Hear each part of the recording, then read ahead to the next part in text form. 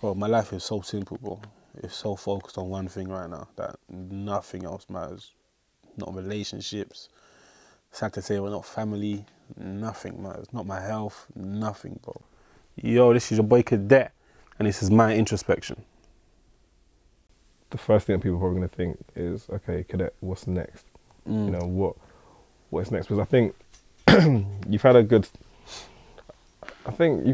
I won't say good start to the year, but I think obviously with the tours and things like that, and you stay present on social, like your social media is impeccable, bro. The way you run it, man. Your Snapchat, your IG. But I think even what we were saying with Nathan was like, but I would be expecting to see you on festivals, man. I want to see a Cadet on festivals every year as a mainstay. Like, I mean, how disappointed are you that you're not performing at many of the festivals this year? I'm not one for disappointment, man. Like, I'm used to disappointment, man. So it's got to the point where when I hear something that's messed up or I hear something that's jarring, all I go is, yo, that's jarring, but let's just keep going. So it's just like I can't remember what song it is, yeah, where I say, yeah. But every time I come across a hurdle, I think to myself, okay, this has just got to get closer to the finish line. Like, this has to be closer to the finish line. So it's not about disappointment, it's just about, I clearly have to go harder. Clearly, I need this or I need that. I just really have to go harder.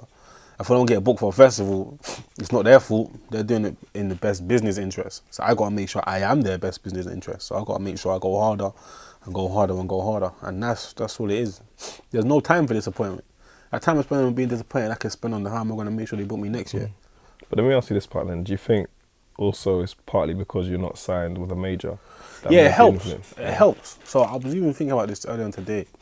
So, to me and my manager, we just do it all ourselves. Shout out to Ruben. Shout out to 9 Ruben. years today? Was it 10 years today? I saw in his IG stories like 10 years ago. 10 years today he set up, was it J-Star? J-Star, 10 years, yeah. So we're at a space where we don't even have, it's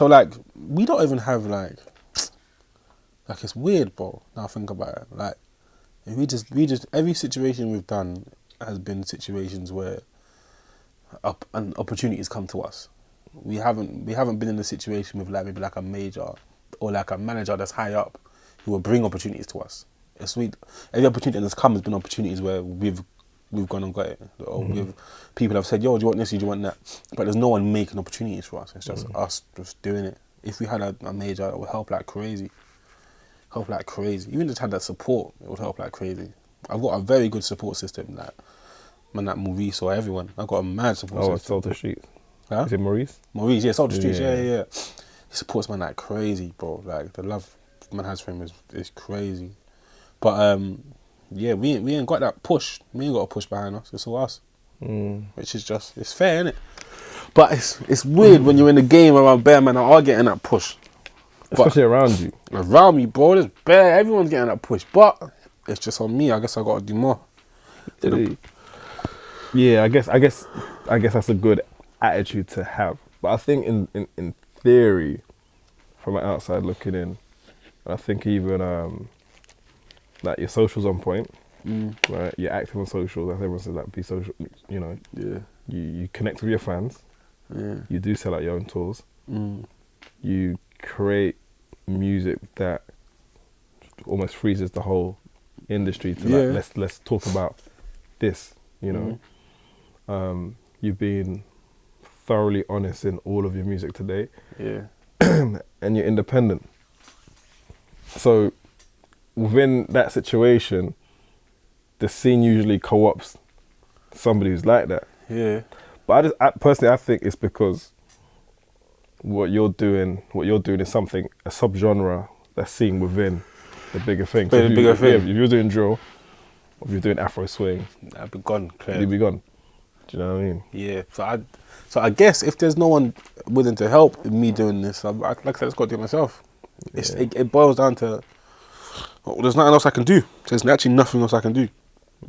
I just got to keep going until maybe, I don't need a major, but if someone pops up and says, yo, boom, we can help you with this, I just help. I would love help. Haven't the majors like been having any sniffs? Nah, but if I'm honest with you, nah, bro.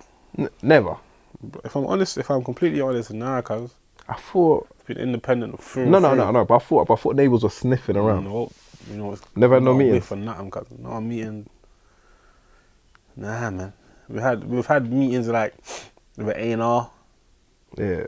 but stuff about actually like Office. concrete or Yeah. office or even just throwing something out there to see what we say.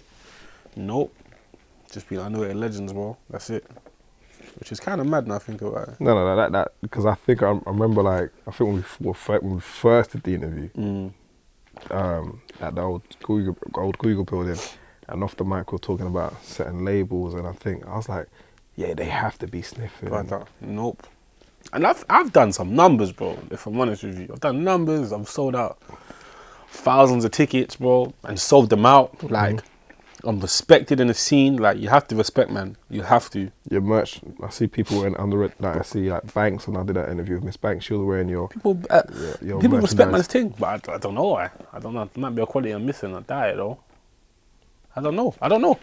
But I gotta work harder. I gotta make sure that I just do it, bro, until the point where even if they don't respect my craft, they respect my business and they know I'm gonna bring in numbers for them. Yeah. It's just gotta make sense, and that's on me, innit? I've got to get a hit the same way that a guy that's probably no one's ever heard of comes up with a hit. So I just gotta just work. That's what it is.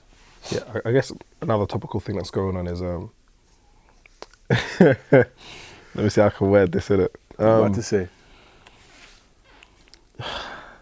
Okay, so within there's been talks of how the culture's been represented through different brands, right? Yeah. Different things that have been put on, right? That maybe seem to promote a negative stereotype of black people. And then now we have a whole thing where even that the newspapers, the news are talking about drill music, violence, and this and that. Being that you're somebody within the scene and the culture, do you think that these points from like the mainstream are valid when they're trying to connect the music to what's happening outside? To the stuff? Nah, man, I don't think so. I don't think so. Not really. I don't know, man. I can't lie. I'd be lying if I said it didn't play a factor. I'd be lying if I said it didn't play a factor. Because music's changed. So, back in the day, well, up until this generation, music has always been, like, gangster rap has always been how gangster I am. Yeah? Just how gangster I am. I'm the bad boy. This generation, this gangster rap has been about how pussy you are and how much I've violated you. So now you're talking to someone direct. So you can have two gangster crews and they could never need to cross paths. But now, now in drill, people are gonna. I'm not saying this is the reason, but it's definitely a factor. Yeah, man, are saying before the bars would have been like, I'm the flyest guy in the ends. I've done this. I bust my gun. The bar will be like this. I bust my gun. Ask about me, man. No, I bust my gun. That was the bar from back in the day. Nowadays, the bar is ask your bedroom, chopper man, whatever. When I shot him and I shot his mum, and they know better because when I caught my man slipping and I stabbed him up and I did it. Do you know what I mean? The bars have changed to more directed, so now people can feel more violated. So there's more to retaliate against. If I'm being honest, innit? Like bars nowadays are about how disrespectful you can be to the other side, innit? And you kind of have to have an op nowadays. Every driller, everyone I know that does drill music has an op. They talk about them sides of pussies. When I go drilling, I go around there and do this, and they're not on their block or whatever. Whereas before it was about how wavy I am on my block. Man can't chat to me. So it's changed. The soul factor, no, because I don't think we're as naive as we hear a song and we go out there and we do something about it. I don't think that at all. And there's always been gangster music. There's always been greasy music and that. I think there's cycles, bro. I remember about 10 years ago, there was another season where there was like 13 murders in one summer and that. But it just happens, innit? It happens. Yeah. I don't think everything requires a reason. That there has to be a finger to blame on everything. I don't think so. I think the way I've looked at it is that they've taken 2 points and they've created their own conclusion. Yes, 100%. And I think that's the problem, because you can't deny that this has happened. You can't deny that this has happened, but you can't conclude that. Because these two things are linear. They don't line up exactly. There was not a song that lines this up. Like if there's been 10 murders and every one of those 10 murders, there's a song about every one of those 10 murders, and there's a song saying I'm gonna go around there and do that. Then they do it, and there's a song saying yo, I just done that. That's a direct link. I get that, but there ain't. You're just talking. And there'll be arrests based on that then. Huh? There'll be arrests based on the fact but convictions and just being arrested are two completely different things. you can be arrested for a whole heap of things that you ain't even ever done. I've been arrested for bare things I ain't been convicted of. Bare things. It don't make you that person until you actually, do you know what I'm saying? Yeah. So I do think that's the thing that like, a lot of people, and I was like, it's like literally usually every other year at a certain point, this becomes the media narrative where we're going to hone in on this. It was grime before, bro. Yeah. Before it was drill, it was grime. Grime's the reason for this and grime's the reason for that. To the point where when you say you can't wear hoodies in where? Yeah. Do you know what I mean? Because like, grime was the narrative. Now it's just drill. I don't think it's to blame, but I do think it's a factor. If I'm honest with you, I do think it's a factor. The same way I think back then, grime was a factor. Man, no, there was a shubs on, and I wanted to go over there and spit. I know, okay, if I'm gonna go over there and spit, I have to bear in mind, yo, this could be mad iffy place that I'm going to. I can't roll light, you get me? But these things are factors, but like pure reasons and that, no, these things do not deserve complete blame. Do you know what I mean? It's impossible. Well, just recapping this popped to my head now. Something I remember, which is on a positive note. It's when you had your billboard in Norwood Junction. Yeah. Because obviously like my sister lives there. Yeah. So I know I know exactly where that is. Yeah, bro. And you took your mum there or something. My mum there. Bro, how did that feel, man? Just like see, for my elders and my family, yeah, they don't really see the everyday signs of success that we see. Yeah. So imagine this. So my mum came to my show. She loved the show. Yeah. I've been doing music for like a year. My first show was like a year in music. Yeah. Sold out my first show. My mum came to the show. She was happy for me in it, but it wasn't because she didn't think I'm a success. She just likes the fact that her son's happy. She said the second she realized I'm pretty successful, yeah, is she went to the market to buy fake CDs. Yeah. I think 9 albums when it was up. Yeah. And then when she was in there, you know when people just burn CDs and you can get big reggae compilations and that. And she said she was in there and a woman come up to the woman and said, yo, you got any Cadet? And she said, she just started crying. She was like, that's when I realised, yo, my son is big. My son's really doing his thing. Bro, she's been seeing people doing shows and racking up millions of views. That didn't mean nothing to her. So it's these little things that make your parents see, yo, like, you're really successful, like you're really doing something. It's like my bedroom, who's an engineer, his dad does music here, and he's been in the studio my bedroom spends years back to back on the studio. He said his dad only respected his thing when he got a plaque. That was up until that moment. He's like his son was just trying a thing. So when my mum saw me on the thing, she was like, okay, like it's these little moments where they'd be like, he's really doing something. He's really doing that. He's actually paying off as well. Do you know what I mean? So that was a blessing. I got to take up credit, in fact, just so she could see me in one shop window. But yeah, man, just many blessings, bro. Bro, it's a lot because it's like for their generation, it's what a success is. Just like okay, we know what the job is. Yeah, we don't even need to know the salary, but we just know that you're working. You have a job. That's what they care about. Yeah, and it's like okay, cool, and you'll just manage your life from there on in. Yeah. This is a random thing, right? We did a live event for the ladies' conversation, right? And also, first, I want to say thank you for being a part of the first one, man. Man. Yeah, bro. Oh my gosh, yo, Cadet was dropping so many. I enjoyed that. Still, we may have to do another one. I don't know what they expected from me. Still, do you know what I was told? This is what 2 of them told me. They're like, yeah, they thought, yeah, like whatever, like before, innit? Yeah, it's like what do these boys know? They're just rappers, just whatever, innit? And they were like, nah, like he's like, one, they said they have so much respect for you. Second thing is that they said that, no, these are black men who are really smart and intelligent and like they taught me stuff. But they just actually thought like they were just talking to... They think you're telling... Don't get twisted. I know how I look and I know how I come across. A guy with grills in his mouth with a street twang. I completely get how I look and I've dealt with that a lot in my life. A lot in my life. So I get it, innit? But it feels good proving someone wrong, especially when they have it completely wrong. But I really enjoyed it, man. I'm saying stuff that I thought they knew, to be fair. Bro, they didn't know, bro. They didn't know. It felt good. That conversation felt good. Yeah, man. So what we spoke to them about earlier in the week was about the societal and cultural pressures of women at 30. Yeah. Being a man is a few years away from 30. Do you ever feel like there's a pressure to be somewhere financially or be somewhere like relationship-wise by the time you hit 30? Yeah, but it's unrealistic though, because we base it on our expectations that we set for ourselves when we was teenagers, bro. So when we was like, well, I can't speak for anyone else, but when I was like 17, this is how a lot of girls' mentality is. When they're like 17 to 19, or when they're like 16 to 19, ages that are pretty close seem so far away. So when you're 16, or even when you're 18, yeah, 25 seems light years away. 29, 28, 29, 30, all these years seem so far away. And you think every year that you're gonna come across, you don't include your learning, you don't include the mistakes you're gonna make. So you think that 30 and 29, you're gonna be packed, you're gonna have your house, you're gonna have the perfect car, you think you're gonna make every right business decision you're gonna make in life.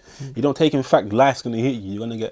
You're gonna go through some disappointments. You may feel weak for a few years. It was just whatever. So but it's unrealistic because we set these expectations at an age before life hits us. They say that a man really becomes a man between the ages of 35 and 40. Like, that's when a man really becomes a man because you grow up on that. So I have expectations for myself, but I've learned to not do expectations years ahead. I learned now that my expectations should be, what am I doing this week? Yep. What am I doing tomorrow? How am I making sure tomorrow counts? How am I making sure tomorrow counts? Because I've learned, I don't see the years, bro, but I see the todays. I go through, how I see it in my head, I go through 30 todays and it's freaking September. I go for another 30 todays and it's New Year already. Like, I don't really see the in-betweens in that. So how it works for me is I got to focus on now, bro. I got to focus on, I know if I'm going to have 100 bags by the end of the year, it's only going to be because I decide not to spend today. Not because do you know what I mean? That's how it works for man. Yeah, adding to that, I the way that I also put it down, so like if someone's 18 and you're 27, the 18-year-old thinks like, well, you're older than it. You're like 9 years older than me, right? Yeah. But the point is like, what are you doing with your actual year? You could be 18 and waste 5 years, 10, literally 10 years, and someone could be like 38. And they're going after every day, like everything, they're making it count. So they're killing the youth in that regard. Yeah, but sometimes 100%. people just sitting there thinking like, it's because of my age that I've got more time than you. Yeah. When we're all present in the moment. That's not you because the young take their age for granted.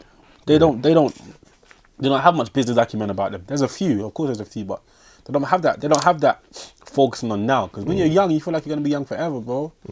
I felt the same way at 25 as I did at 22, probably, bro. I didn't like I feel like I was gonna be young forever. It's only until you realize, wait, I'm a big fucking man right now. I gotta get my shit together.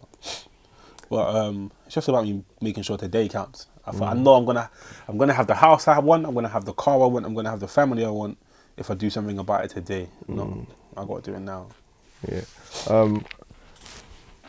Here's what I've realised. Have you done too many features with women? No. Not saying there's a particular reason for that, but is that something that we can look forward to? Yeah, I've done. Oh my god, I forgot her name. She's an amazing singer as well. I mean, like on your own projects. No way. One was gonna go on a project. On my actual projects, no. Never had a feature of a woman.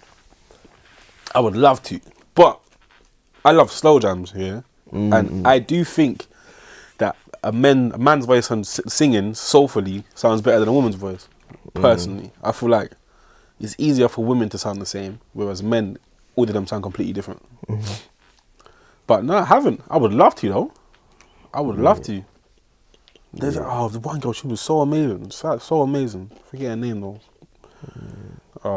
Forgive me, but I haven't done many features with women, man. Yeah, I was thinking about that. I was thinking even who you thinking would sound good with? Yeah, a couple people tell you off the camera, bro. Okay, cool. A couple people want to try and pattern, bro. Okay, cool. But I think it's just one of those things where I think even like your music, like when you tell your truths, it doesn't require a woman to come and write, like, because then now it's becoming it's a song. It's an interpretation of what it is, right? Yeah. But I just was saying to myself, like, yo, it's Cadet really, like, because he's so in touch with that, like, that's almost the thing that women always ask for of men. Do you understand? And I was just thinking, like, yo, like Cadet and so that would be sick. But then, is that just music? But if you flip it, what woman's being as honest as I am? Who's the female version of me? Okay. Do you know what I mean? That's a good point, actually. I don't think there is. Oh, you have artists like Scissor. Yeah. She talks the truth, like, about admitting to being a side thing and going through the emotions and that. But UK, I don't think there's anyone as honest. Do you know? Okay, and I may cut this one out, but one that I think I would say is the closest to that is Ray Black. Ray Black is dope. Yeah. Ray Black is so dope. Her pen game is serious, bro. Ray Black is.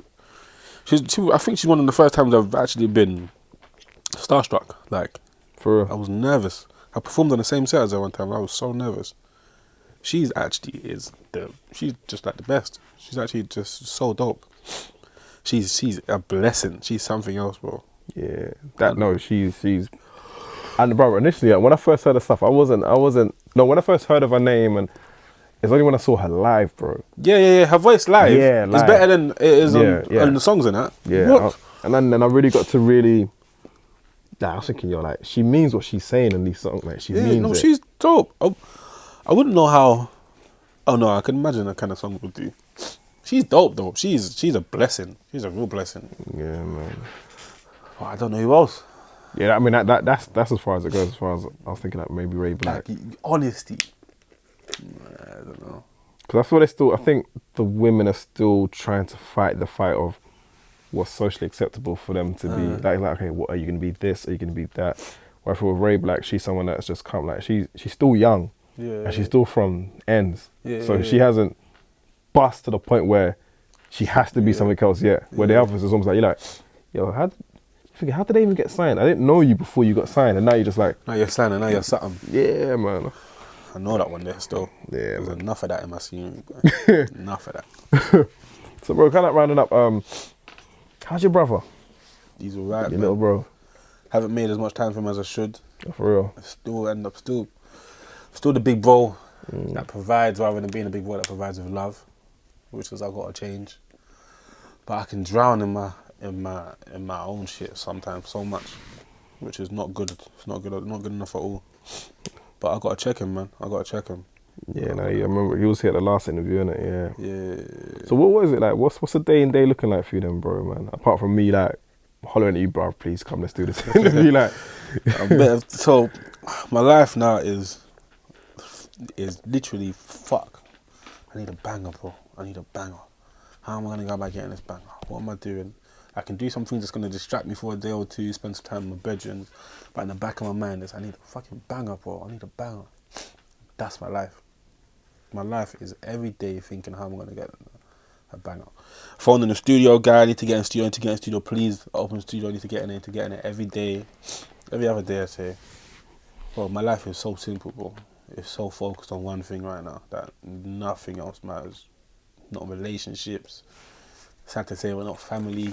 Nothing matters. Not my health. Nothing, bro. No, that's a lie though. I see that you ready. Trying, you ready to get back? You ready to get back in the gym? The reason why it's not a lie because I go through shit. I need to get it together today. Yeah. And then I realize I ain't got a banger tomorrow, and I spend the next 2 months trying to find a banger. Because you know what that banger does for your life, in a way. And it puts me in a situation where it relieves a lot of the shit I'm going through right now. Okay, bro. So this is something that like I go through, like. And Miles is here, he could probably tell you. So, like, there's times where I'm long to respond to things. Yeah. Because there's so many spinning plates. Yeah. Like, going on. It's not like an easy thing is sometimes complex to answer, because when you answer it, it's like there's a commitment to the answer. There's an expectation to the answer. So how do you feel like that? And have you figured out any coping mechanisms when there's so many things pulling you? Nah, things just pile up on me, man. If I'm honest with you, I get so focused on a relationship. I'm in beef now with certain man because how focused I've been on my thing to the point where relationships are just falling apart, bro. So it's like I focus on. It's like the same spinning plates analogy. I'm focused so much on this one spinning plate, I'm forgetting about the other 10 that I started spinning in the first place, and they're just falling down one by one while I'm just waiting for making sure this one starts spinning. And it's just. I have no coping mechanism, bro. I go through a stress, I write about it, but even that just ties back into me trying to find a banger, me trying to find a story, me trying to find a way of getting it out. But it's all about finding a banger, bro. Like, it's all about it. That is all it's about. Because that will...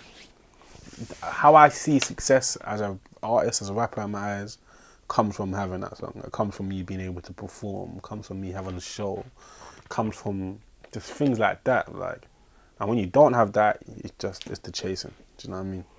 Yeah, when that's not happening, are you just now the recognizable face? That's Now you're just same as anyone. that's Not the same as anyone. Yeah, man. It's like, oh, that's Cadet, the guy that used to do music. He had a banger from back in the day. Have you heard that guy? He's got a tune today, but he's not like them, man. No.